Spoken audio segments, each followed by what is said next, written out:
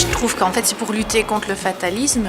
On passe notre temps à nous dire qu'on n'a pas le choix, c'est comme ça, alors qu'on voit que de l'autre côté, au niveau du gouvernement, eux, ils vont être pensionnés beaucoup plus tôt que nous. Et qu'ici, ce qui est bien, c'est que c'est national, en front commun, et que donc il y a de quoi faire un combat et qu'on est quand même plus nombreux que les membres du gouvernement et que c'est encore nous qui décidons ce qu'on veut à un moment donné. Voilà.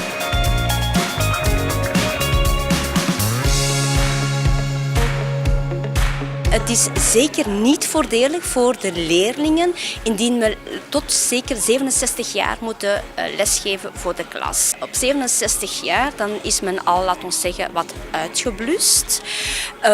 Dan kan men de kinderen niet echt goed motiveren. Mist men ook energie om de kinderen te motiveren. Oui, il y a effectivement un autre aspect de la question auquel on ne pense pas, c'est la différence générationnelle. En fait, on fait un métier où on doit constamment se remettre en question. Remettre en question ses savoirs qui évoluent de plus en plus rapidement. Remettre en question aussi la façon dont on entre en interaction avec les étudiants.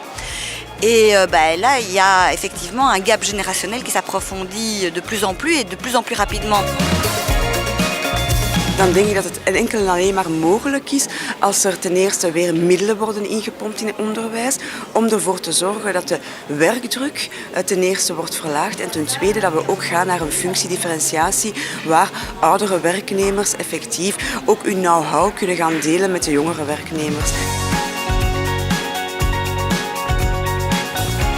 On ne veut pas sortir en ayant déjà son cercueil qui est devant nous.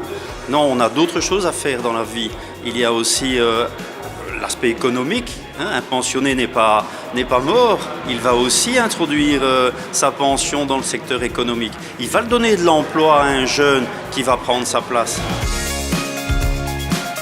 Bien, en une seule phrase, nous demandons simplement l'abrogation de toutes les mesures qui ont été prises depuis le mois de décembre 2011. C'est-à-dire à partir de l'époque d'Irupo. Voor ons is het heel duidelijk dat eigenlijk met de voorstellen die nu op tafel liggen, het gaat over een echte afbraak van onze pensioenen. En dat we dat niet kunnen aanvaarden, dat spreekt eigenlijk voor zich. En we willen grotendeels behoud van het systeem, eventueel. Dat mag in een ander systeem zijn, maar wel met dezelfde voorwaarden. Dus wij kunnen nooit instemmen met een inlevering op basis van het bedrag, dat we minder pensioen zouden krijgen. Dat kan niet voor ons. Maar ook niet dat de mensen nog langer moeten werken. Want we hebben al het een en het ander geslikt op dat vlak.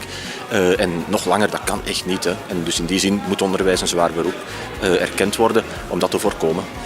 Alors au niveau des pensions, on a une revendication sectorielle qui est évidemment de conserver la pension des enseignants telle qu'elle est actuellement et de relever les autres pensions des privés et de nos camarades des secteurs publics au même niveau, c'est-à-dire de pouvoir partir à une date décente et avoir un montant décent de pension.